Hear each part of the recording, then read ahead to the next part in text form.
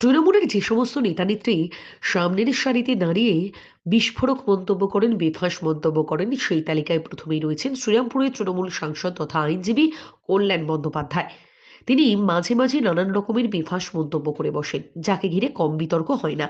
আর সম্প্রতি মদন মিত্র বনাম এই কল্যাণ বন্দ্যোপাধ্যায়, তাঁদের বক্তব্য ঘিরে কম কিছু হয়নি। এবার সেই কল্যাণ বন্দ্যোপাধ্যায় রীতিমতো সতীর্থদের আক্রমণ করলেন। নাম না করে বললেন, যারা মমতা বন্দ্যোপাধ্যায়ের প্রতি আস্থা হারাচ্ছেন বা কনফিডেন্ট হারাচ্ছেন তারা দল ছেড়ে দিক।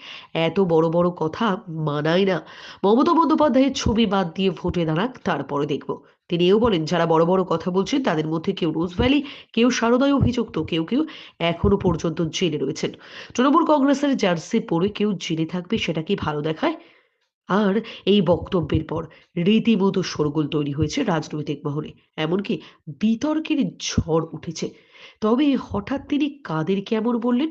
সেই তালিকায় কারা রয়েছে? মদন মিত্র? কিংবা ফিরহাদ হাকিম? নাকি সৌগত রায়? কে? যদিও উত্তরটা জানা যায়নি, কিন্তু অনেকেই উত্তরটা আঁচ করতে পেরেছেন। আসলে সম্প্রতি মন্ত্রী ফিরহাদ হাকিম হুমায়ুন কবিরের বক্তব্যের প্রতিক্রিয়া দিতে গিয়ে এক কথায় চাঁচাছোলা ভাষায় আক্রমণ করেছিলেন।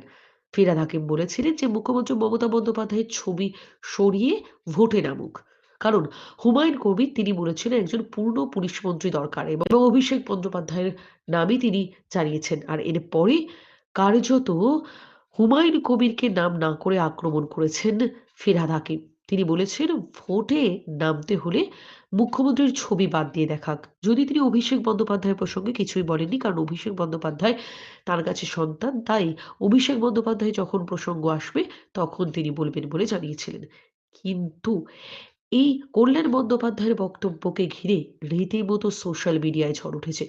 যদিও প্রসঙ্গে মদন মিত্র তিনি বলেছেন যে কল্যাণ বন্দ্যোপাধ্যায় কে, খায় না মাথায় মাখে, তিনি ভাট বকে। ব্যাস, আরো বিতর্ক উস্কে উঠেছে। আসলে এক কথায় তৃণমূলের দলীয় অন্দরে কাদা ছোড়াছুড়ি নতুন কিছু নয়।